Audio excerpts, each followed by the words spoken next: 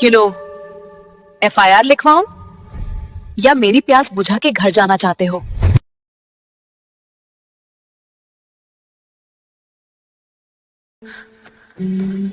चाट जैसे कुत्ते चाटते हैं, वरना कल सुबह तुम्हारी मम्मी को फोन कर दूंगी।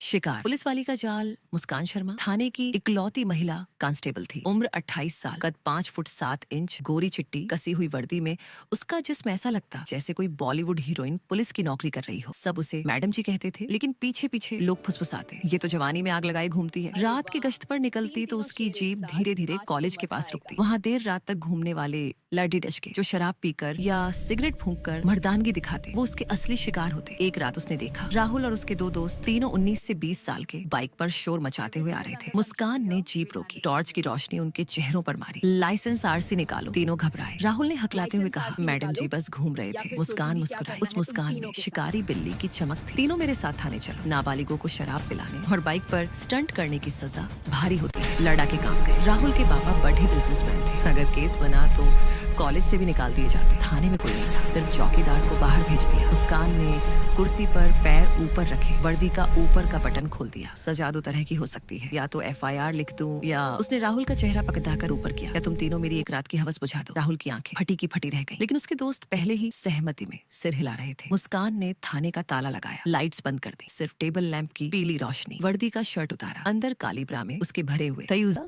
राहुल को आगे धकेला गया। उसने कभी किसी लड़किकी को छुआ भी नहीं था। मुस्कान ने उसका हाथ अपने स्तनों पर रखा अच्छे से, फिर पैंट की बेल्ट खोली। उसकी पैंट गीली थी। उसने राहुल को घुटनों पर बिठाया और अपना उसके मुंह पर रगदाने लगी। चाटो जैसे कुत्ता चाटता है। एक एक करके तीनों लड़कों को उसने अपने जिस्म का गुलाम बनाया। कोई उसके को चूस रहा था, कोई पीठ चाट रहा था, कोई उसकी जांघों के बीच सिर घुसाए रो रहा था, डर और हवस के मारे। मुस्कान ने राहुल को टेबल पर लिटाया। उसकी वर्दी की पैंट नीचे की, खुद उसके ऊपर सवार हो गई। अब चीखना मत, वरना एफआईआर काट दूंगी। राहुल की चीख थाने की दीवारों में गूंज गई, लेकिन बाहर कोई सुनने वाला नहीं था। मुस्कान अपने शिकार को नोच रही थी। उस रात उसने तीन नौजवानों की मर्दानगी को अपने हवस की भेंट चढ़ा दिया। सुबह होते होते लड्डिंग के कांपते हुए बाहर निकले। मुस्कान ने वर्दी ठीक की, लिपस्टिक लगाई और मुस्कुराते हुए बोली, अब कभी रात को बाइक पर शोर मचाया तो फिर बुलाऊंगी। लड़ी के आज भी रात को पुलिस की जीप देखकर सिहर उठते हैं। कहीं वो फिर न बुला ले, कहीं फिर से शिकार न बना दे।